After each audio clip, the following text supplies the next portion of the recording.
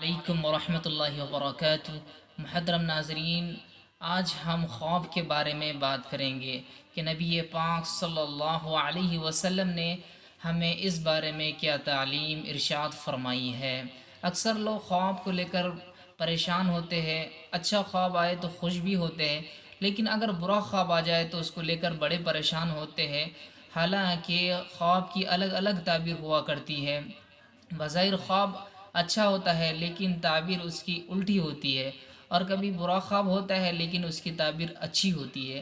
تو آئیے اس بارے میں ہمیں نبی پاک صلی اللہ علیہ وسلم نے کیا تعلیم ارشاد فرمائی ہے، ہم دیکھتے ہیں کہ ایک مرتبہ آپ صلی اللہ علیہ وسلم کی مجلس نماز فجر کے بعد لگی ہوئی تھی، تو نبی پاک صلی اللہ علیہ وسلم نے اپنے صحابہ سے ارشاد فرمایا، کیا تم میں سے کسی نے رات کوئی خواب دیکھا؟ ایک صحابی نے کہا، ہاں اللہ کے رسول، میں نے خواب میں دیکھا کہ میرا سر کچلا جا رہا ہے۔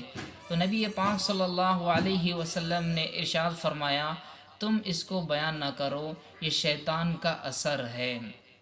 اور اس کے بعد آپ صلی اللہ علیہ وسلم نے ارشاد فرمایا، اگر تم میں سے کوئی برا خواب دیکھے اور رات میں آنکھ کھولے تو وہ اپنے بائیں جانب 3 دفعہ تھتکار دے اور اعوذ باللہ من الشیطان الرجیم پڑھ کر اس کروٹ کو جس کروٹ پہ لیٹا ہوا تھا بدل دے۔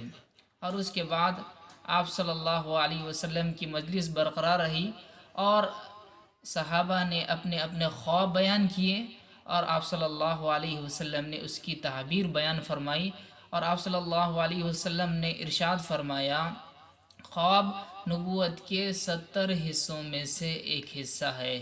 اگر تم میں سے کسی کو اچھا خواب آئے تو اس پر اللہ کا شکر ادا کرے اور اس کو بیان کرے، اور اگر برا خواب آئے تو اس سے اللہ کی پناہ طلب کرے اور اس کا تذکرہ کسی سے نہ کرے، تو یہ خواب تمہیں کوئی نقصان نہیں پہنچائے گا۔ اللہ عمل کی توفیق عطا فرمائے۔